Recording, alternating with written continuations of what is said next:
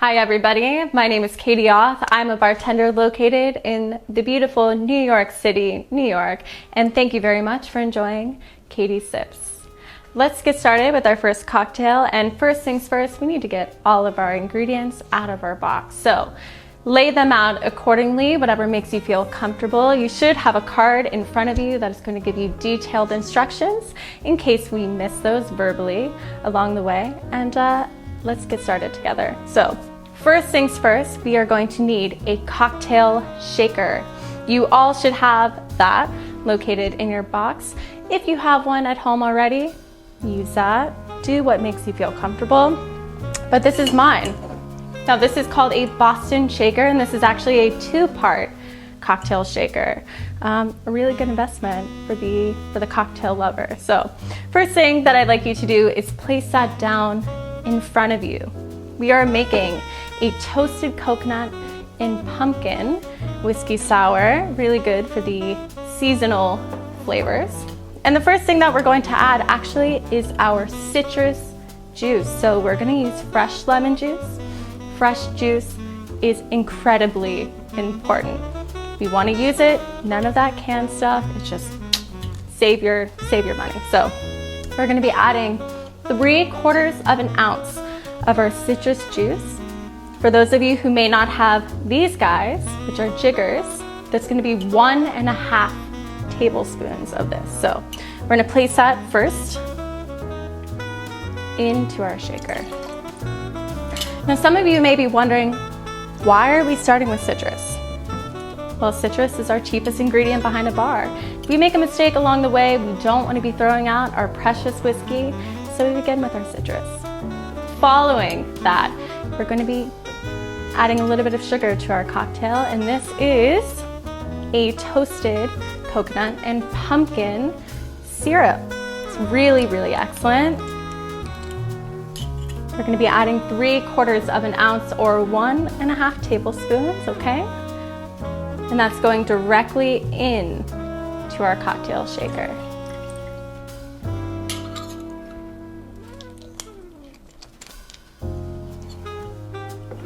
Now it wouldn't be a whiskey sour unless we were using whiskey, and today we are using Maker's Mark 46. This is an excellent whiskey, really, really good in shaken style cocktails. We're going to be adding 2 full ounces. For those of you using tablespoons, that's 4 tablespoons. We're going to place that right in.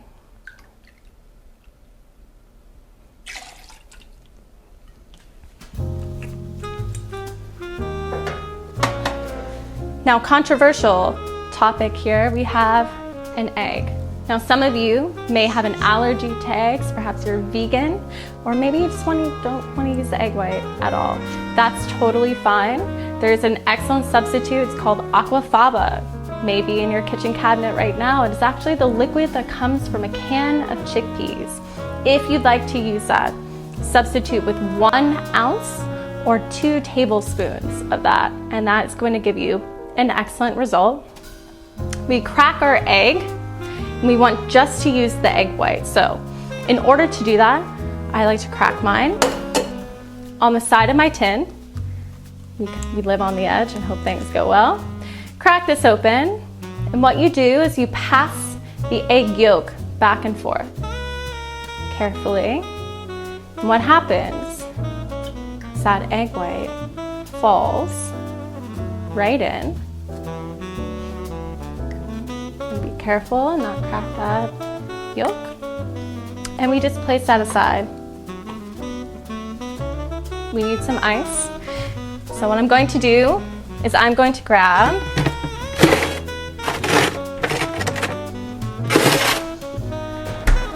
one ice cube. Okay, we're just using one. This is called a whip shake. All right, it's going to froth up our egg white. We're making almost like a meringue.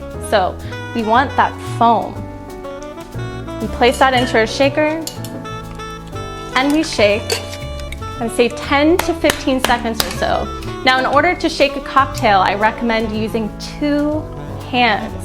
We want to make sure everything is nice and sealed. We're going to place our dominant hand on the bottom of our shaker, We're gonna place our least dominant hand on top. We're gonna take this shaker and we're gonna push it away from our body, okay? So it looks something like this. We're gonna push and come back, and push and come back. And this is what it ends up looking like. And so we shake, we wanna froth up that egg white.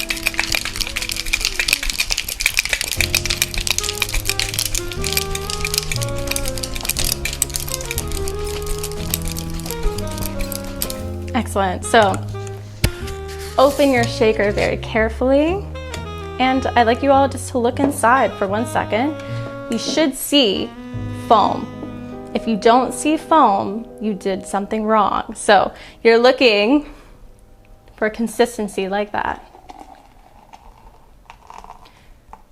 All right. Need some more ice. So I'm gonna step down below and grab some.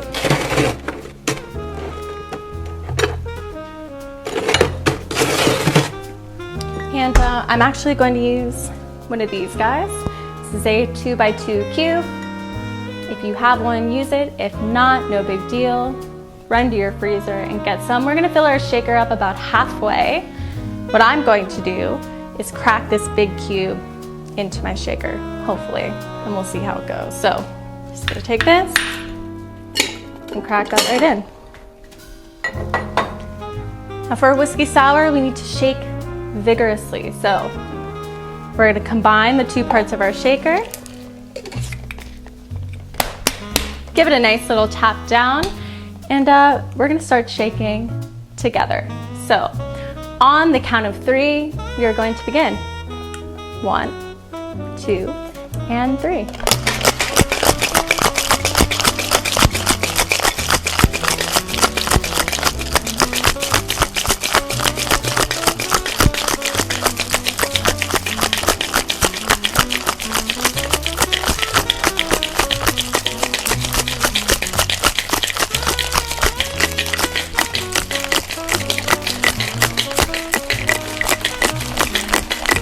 The best bicep workout of your life, guaranteed.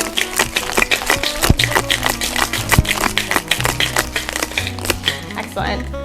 Open your shaker, but have a look here. So you can all see some nice condensation. That is a good sign. Crack this bad boy open, and we need a glass. So this is mine. You can use something like it. You can also use a red Solo cup. No judgment here. We place our glass down, and we are going to strain the contents of our shaker into our glass. So,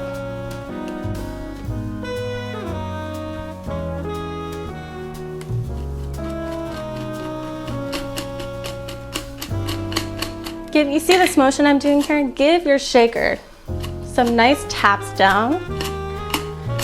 That egg white will stick. So we just want to release it.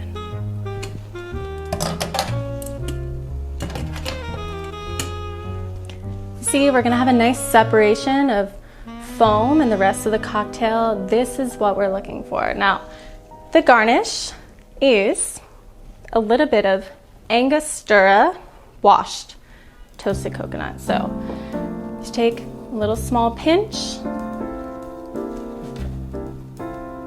and we drop this right across. Be creative or not.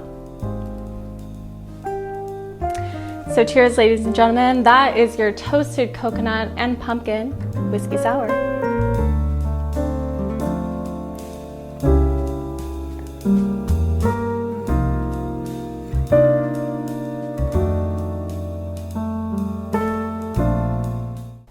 Welcome back, everybody, to Katie's Sips. For our next cocktail, we are going to be making a pecan pie old fashioned. So first things first, we are going to need a glass of some kind. I suggest a rocks glass, but like I said before, your red Solo cup is going to be just fine.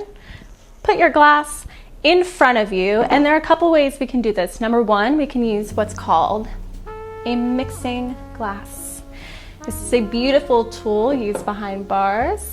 I don't expect you all to have one, but if you'd like to have the same experience, a pint glass is going to be just fine.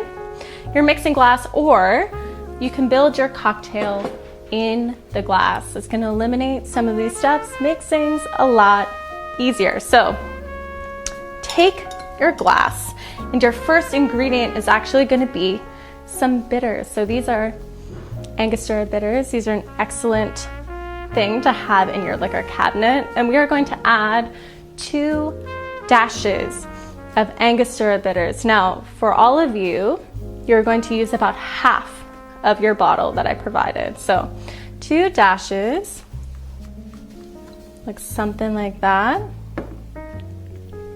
And our next ingredient that we're going to add is our pecan syrup. Now, this is super delicious. It's a little bit tannic. It's spiced with cinnamon and clove, all really good fall time flavors. So reach for this, and we are going to add 1/4 of an ounce of syrup. For those of you who are not using a jigger, that's going to be half of a tablespoon. And we're going to pour that directly into our glass.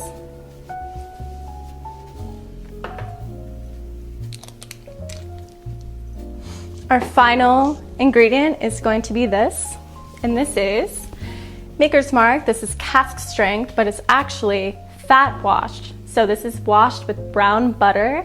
It's going to give you some more of those caramel and vanilla notes, and really just opens up that whiskey. We're going to add 2 ounces. This is a party, everybody. 4 tablespoons once again, and we place that right into our glass. Now it's going to be about your whole bottle, so do with that what you will. Now, it wouldn't be an old-fashioned if we didn't have ice of some kind, so I'm going to step below here, grab a cube, and place this right into my glass. We're going to need something to stir with, so this is what's called a bar spoon, but a chopstick is great. If you want to use a real spoon, that's fine. I just recommend using the other end. And we're just going to give this a couple rotations, okay? Very simply, check out the technique. You're not stirring this like a pot of soup. It's very gentle. We place this in between our fingers, and we very delicately stir. We're just going to really stir until this is chilled and diluted.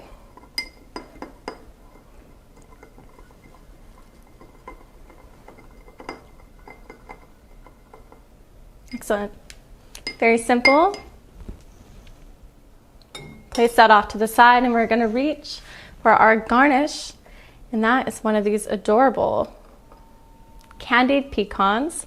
These are dusted with a little bit of edible glitter for some more holiday cheer. Place this on top, and that would be your pecan pie old-fashioned. Cheers, everybody.